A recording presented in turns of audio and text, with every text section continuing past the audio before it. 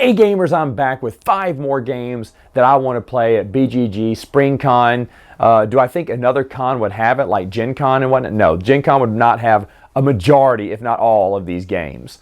Okay, any of these games, I'm sorry. They wouldn't have hardly any of these games at all. Some they would.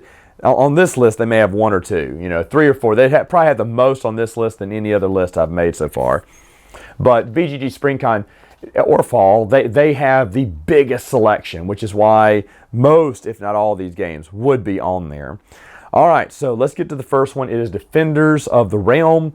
This is from Eagle Griffin Games. This game would cost hundreds of dollars for me to collect if I actually love it. I don't think I'd actually love it because it is, from what I hear, pandemic with a fantasy theme. You're fighting creatures instead of a virus. Now, I like that idea. I think the pieces look great. I just want to play it and probably be done with it. I already have some pandemic theme games, some co-op games like that. I don't need another one.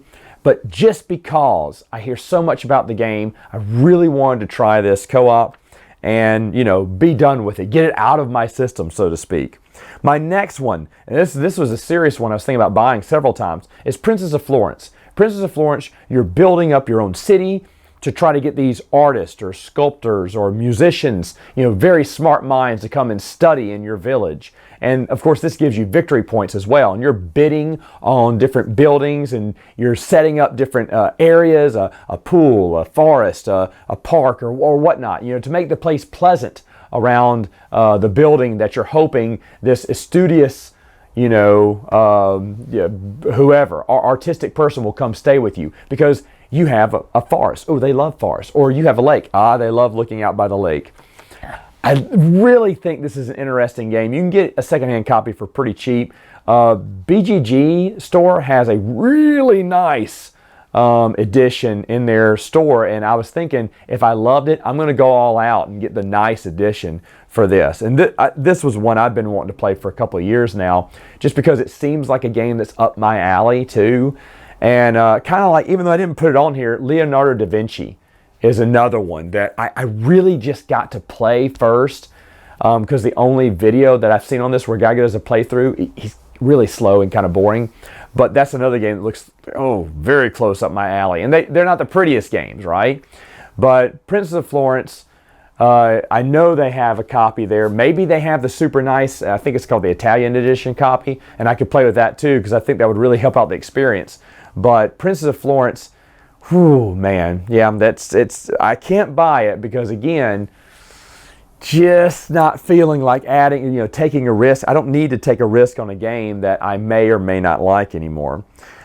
My next one was Kung Fu Panda. This is kind of weird, but I had this on my list a couple of years ago when Bernardo and I did this list because I love live action, role play. Live action, you got this timed action and you're trying to roll, pick up dice and roll and fight through as many villains as you can. And I hear even at the hardest setting, a good group could beat it. So it's not too terribly hard, but as long as it's fun, that would be what matters. I love Kung Fu Panda.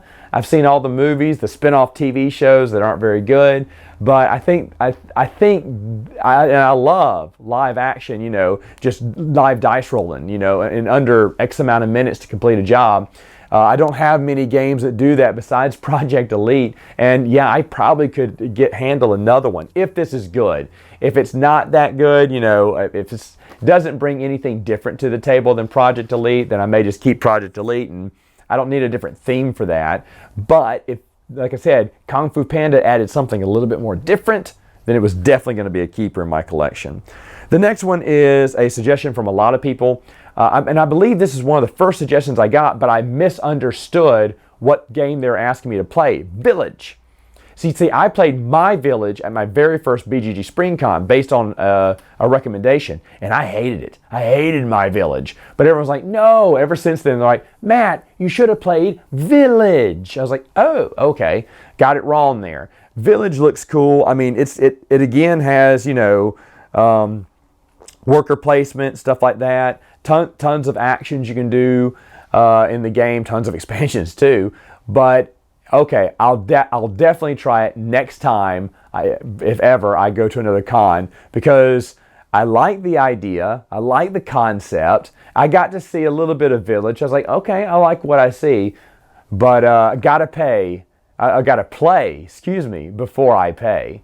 The final one here is one that, there's several times I've come very close to buying it. The really only thing holding me off is, again, the hundreds of dollars that it would take to buy it all. That's really the only thing holding me off from buying it now, but I really think I'd like Role Player. Role Player has its dice drafting and dice building in a way, because you're building these die up to level up your character in certain aspects, to achieve certain goals, to keep going, and there's all these adventures that you can use, and different colored dice represent different things, and you can have different special abilities, and that just really interests me a lot. Again, very expensive game if you want to track all the hundreds of expansions down for it. But it does look, I think I made a bid once a long time ago, but when it got into the hundreds and $500 or whatever, I was like, I need to stop, because I need to play this game first, because it does look like something I'd really love, and maybe it's best that I don't play it, because then I won't have to spend all that money.